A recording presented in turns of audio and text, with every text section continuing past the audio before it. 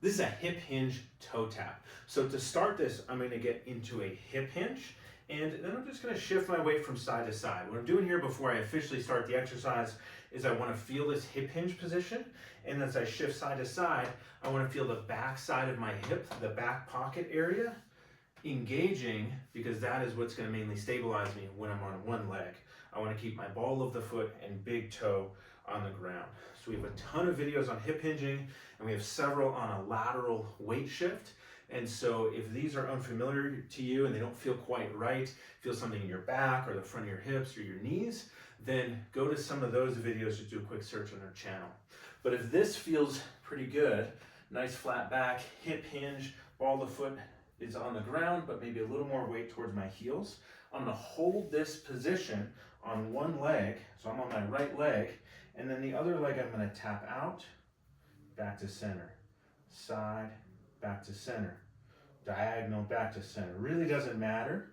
We can go kind of any different direction. I can even go across my body. This is my left leg, so I'm gonna cross and go to the right. And what I wanna feel as I do this is that it's all in my right hip back pocket area, and maybe through the foot and ankle, that's helping to stabilize me in these positions. And so even though my right leg's moving, that's not where I'm going to feel most of the work. I want to feel work all on this right side, stabilizing in this position. If we've been working through rehabbing something together and you start to feel the painful area kick in, just pause, take a break, and then we'll reset back into the hip hinge. Go back to that side to side motion. Make sure you can feel the areas we're talking about rather than your painful area, and then find stability, pick the leg up, and then we'll go into the taps. So it's nice and slow and controlled. This is what's called an isometric on the standing leg, meaning we're holding muscle engagement without moving. That can help the brain to really make some of these movement changes feel a little more permanent, a little more natural. We're also getting some endurance stabilizing in these positions.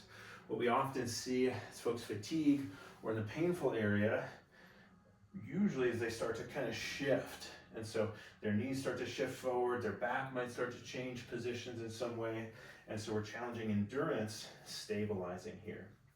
If for some reason the moving leg doesn't feel good to tap in one of these directions, then just omit that. You can just tap straight backwards. That's totally fine.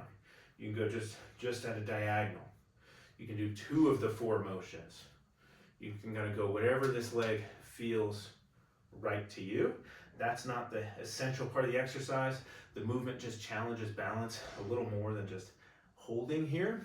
And there's no weight on this moving leg. So I'm not loading into my back foot. I'm just holding light tap, light tap. So that's the hinge hold toe tap. It can be a great drill to build some endurance and stability in a single leg and in the hip hinge position.